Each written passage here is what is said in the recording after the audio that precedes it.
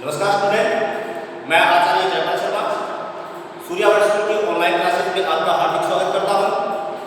जैसा कि आप सब जानते हो कि वर्तमान में हमारे देश में एक कोरोना नामक भयंकर महामारी फैली हुई है, जिसके कारण हम अपने घरों के बाहर नहीं निकल पा रहे हैं और आपका अध्ययन है वो बाधित हो रहा है। इसको देखते हुए सूर्यावर्त स्कूल की टीम ने, सूर्यावर्त स्कूल के मैनेजमेंट ने निर्णय लिया है कि बच्चे घर पर रहें और अध्ययन करें। उसके लिए ऑनलाइन क्लासेस स्टार्ट की है। उस ऑनलाइन क्लासेस के अंतर्गत आज हम कक्षा 7 के संस्कृत विषय के प्रथम पाठ सुभाषितानी का अध्ययन करेंगे। सबसे पहले बच्चों, सुभाषित शब्द है वो दो शब्दों से मिलकर बनता है, सु प्लस भाषित, जिसमें सु शब्द का अर्थ होता है सुंदर, भाषित शब्द का अर्थ होता है विचार। अब सु शब्द का एक दूसरा अर्थ हम दे सकते हैं, सु का अर्थ होता है अच्छे और भाषित का अर्थ हम दे सकते हैं वचन। तो सुभाषित शब्द के दो अर्थ दे सकते हैं, जैसे पहला अर्थ है सुंदर विचार और एक अच्छे वचन। इस सुभाषित के अंतर्गत हमारे सिलेबस में 6 श्लोक दिए हैं, जिसमें पहला श्लोक है पृथिव्याम त्रीणि रत्नानि जलम अन्नम सुभाषितम मूढ़ै पाषाण खंडेषु रत्न संज्ञा विधीयते। जिसका अर्थ है पृथिव्याम यानी पृथ्वी पर, त्रीणि यानी 3, रत्नानि यानी रत्न, जल अन्नम सुभाषितम, जल अन्न और सुभाषित। सुभाषित का अर्थ होता है सुंदर विचार। इसका अर्थ हुआ पृथ्वी पर 3 ही रत्न है, जल अन्न और सुभाषित।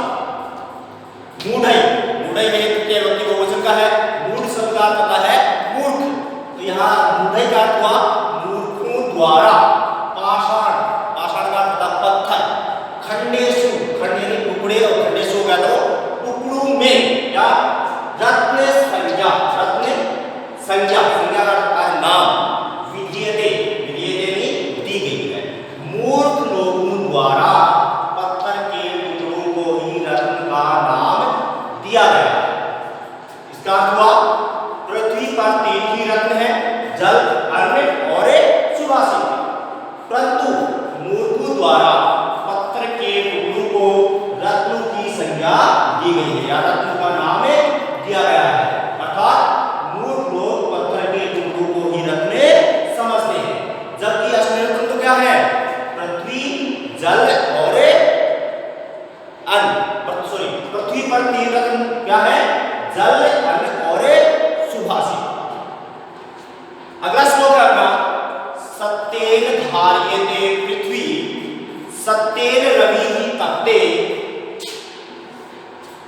सत्येन वायुश्च वाति सर्वं सत्ये प्रतिष्ठितम्। सत्य तृतीय व्यक्ति एकवचन है, तो सत्य के द्वारा धार्यते यानी धारण करती है, पृथ्वी यानी पृथ्वी, सत्य से ही पृथ्वी धारण करती है। अर्थात जो भी कुछ पृथ्वी के ऊपर है, पृथ्वी ने उसको धारण किया है, वो किसके कारण किया है? सत्य के कारण। सत्येन रविः तप्ते, और सत्य के द्वारा ही रवि यानी सूर्य, तप्ते यानी तपता है। सत्य के द्वारा ही या सत्य से ही सूर्य तपता है। सत्येन वायुश्च, वायुश्च शब्द दो शब्दों से बना है, वायु प्लस च। सत्य के द्वारा वायु, च का अर्थ है और सत्य के द्वारा ही वायु वाति, वाति का अर्थ है बहती है, सत्य के द्वारा ही वायु बहती है। सर्वम, सर्वम का अर्थ है सब कुछ, सत्य, सत्य में ही, प्रतिष्ठितम्, प्रतिष्ठितम् का अर्थ है निहित या स्थित। तो इसका अर्थ हुआ सत्य से ही पृथ्वी धारण करती है, सत्य से ही सूर्य तपता है, सत्य से ही वायु बहती है। अतः सब कुछ सत्य में ही निहित या स्थित है। अगला श्लोक है बच्चों अपना, दाने तपसी शौर्ये च विज्ञाने विनये नहीं। दाने, दान नहीं, तपसी तपस्या में, शौर्य शौर्य में, विज्ञाने विज्ञान में, विनय विनम्रता में, नय नय का अर्थ है नीति और नीति में, विस्मय विस्मय का अर्थ होता है आश्चर्य, नहीं नहीं, कर्तव्य कर्तव्य का अर्थ है करना चाहिए, बहुरत्ना क्योंकि बहुत से रत्नों वाली, बहुरत्ना का अर्थ है बहुत से रत्नों वाली, वसुंधरा वसुंधरा का अर्थ है पृथ्वी, पृथ्वी का पर्यायवाची है तो वसुंधरा का अर्थ हुआ पृथ्वी, इसका अर्थ हुआ बहुरत्ना, वसुंधरा का अर्थ हुआ कि बहुत से रत्नों वाली या बहुत से रत्नों को धारण करने वाली पृथ्वी है। इसका अर्थ देखेंगे दान में, तपस्या में, शौर्य में, विज्ञान में, विनम्रता में और नीति में कभी भी आश्चर्य नहीं करना चाहिए, क्योंकि पृथ्वी है वो अनेक रत्नों को धारण करने वाली है, पृथ्वी के अंदर बहुत से रत्न है, अर्थात पृथ्वी पर अनेक अद्भुत वस्तुएं हैं, अतः दान तप आदि वस्तुओं पर आश्चर्य करना उचित नहीं है। यह वैसे अब अपना अगला श्लोक है सद्भिर एव, दो शब्दों से बना है, सद्भि प्लस एव, सह प्लस आसीत, ये भी दो शब्दों से बना है, सह का अर्थ होता है साथ, आसीत का अर्थ होता है बैठना, इसका अर्थ हुआ सद्भि का अर्थ सज्जनों, एव ही, सह साथ, आसीत यानी बैठना चाहिए, इसका अर्थ हुआ हमें सज्जनों के साथ ही बैठना चाहिए, सद्भि सद्भि का अर्थ हुआ सज्जनों पूर्विक करनी चाहिए, संगति संगति में संगति या साथ, सज्जनों की ही संगति करनी चाहिए, अर्थात सज्जनों के ही साथ रहना चाहिए। सद्भि विवाद है, सद्भि सज्जनों के साथ विवाद है, विवाद में तीच है और मित्रता करनी चाहिए, सज्जनों के साथ ही हमें विवाद और मित्रता करनी चाहिए। यहाँ विवाद शब्द का अर्थ है वो लड़ाई झगड़ा नहीं है, यहाँ विवाद शब्द का अर्थ है तर्क वितर्क, तो इसका अर्थ हुआ सज्जनों के साथ ही हमें विवाद यानी तर्क वितर्क और मित्रता करनी चाहिए। न नहीं, असद्भि दो शब्दों से मिला है, न यानी नहीं, असद्भि सद्भि का विलोम शब्द है, असद्भि यानी दुर्जन, किंचित कभी भी, आश्रय आश्रय का अर्थ है व्यवहार, नहीं कभी भी अर्थात दुर्जनों के साथ कभी भी व्यवहार नहीं करना चाहिए। इसका इतिहास देखेंगे, हमें सज्जनों के साथ बैठना या रहना चाहिए, सज्जनों के साथ ही हमें संगति करनी चाहिए, सज्जनों के साथ ही विवाद विवाद यानी तर्क वितर्क और मित्रता करनी चाहिए, दूसरों के साथ बिल्कुल भी व्यवहार नहीं करना चाहिए, अर्थात दूसरों के साथ संगति या उनके साथ बैठना रहना कभी भी हमें नहीं करना चाहिए।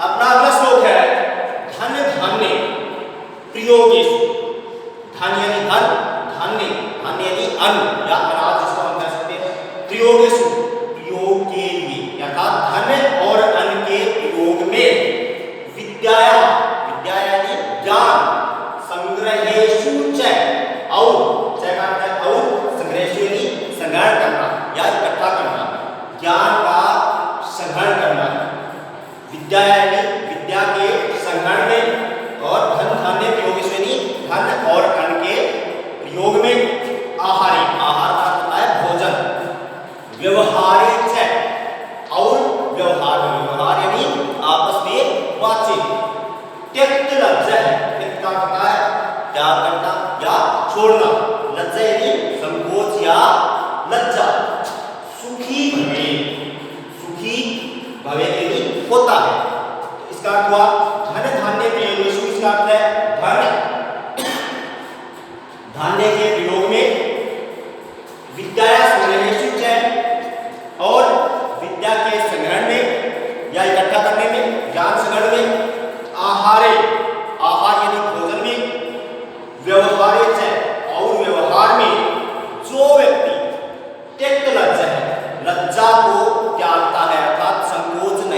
करता है वही व्यक्ति सुखी रहता है। अपना अंतिम श्लोक है क्षमा वशी प्रीतिर्लोके समया किम न साध्यते शांति खगः करे यस्य किम कृष्यति दुर्जन। पहला शब्द है क्षमा वशीकृति लोके। क्षमा यानी क्षमा, वशीकृति वशीकृति का अर्थ है वशीकरण या अपने वश में करना, जिसको काबू में करना। लोके यानी संसार में। इस संसार में क्षमा सबसे बड़ा वशीकरण है, अर्थात क्षमा से बड़ा कोई भी वशीकरण यानी अपने नियंत्रण में करने का कोई भी उपाय नहीं है। क्षमा क्षमा के द्वारा किम क्या न नहीं साध्यते साधा जा सकता, अर्थात प्राप्त नहीं किया जा सकता। क्षमा के से क्या नहीं साधा जा सकता है। शांति खड्ग है, शांति रूपी खड्ग है, खड्ग कहते हैं तलवार को, शांति रूपी तलवार। करे यानी कर शब्द है, उसका अर्थ है हाथ, और करे शब्द विभक्ति एकवचन है, इसका अर्थ हुआ हाथ में, यस्य जिसके, किम क्या, कृष्यति कर सकता है, दुर्जन है, दुर्जन लोग उसका कुछ नहीं कर सकते। इसका क्या हुआ क्षमा वशीकृति लोके, अर्थात इस संसार के क्षमा सबसे बड़ा वशीकरण है, अर्थात नियंत्रण में करने का उपाय है। क्षमया किम न साध्यते, क्षमा के द्वारा क्या नहीं साधा जा सकता है, अर्थात क्षमा से हर कार्य संभव है। शांति खड्ग है, शांति रूपी तलवार। करे हाथ में, यस्य जिसके, अर्थात जिस व्यक्ति के हाथ में शांति रूपी तलवार है या जो व्यक्ति शांत रहता है। किम कृष्यति दुर्जन है, उस व्यक्ति का दुर्जन कुछ नहीं कर सकते, अर्थात उस व्यक्ति का दुर्जन कुछ भी नहीं बिगाड़ सकते। इसका अर्थ हो गया इस संसार में क्षमा सबसे बड़ा वशीकरण है। क्षमा से क्या नहीं साधा जा सकता, अर्थात क्षमा से हर कार्य संभव है। जिस व्यक्ति के हाथ में शांति रूपी तलवार है, अर्थात जो व्यक्ति शांत रहता है, दुर्जन उसका कुछ भी नहीं कर सकते, अर्थात दुर्जन उसका कुछ भी नहीं बिगाड़ सकते। तो स्टूडेंट आशा करता हूं कि आपको ये सब अच्छे से समझ में आ गया है, और अगर इसमें कोई भी प्रॉब्लम आती है कमेंट बॉक्स में जरूर डालें। अगले वीडियो में हम इसी अध्याय के प्रश्न उत्तर हल करेंगे। आज के लिए आपका होमवर्क यही रहेगा, इन श्लोकों के हिंदी और ये श्लोक आपको करने। धन्यवाद।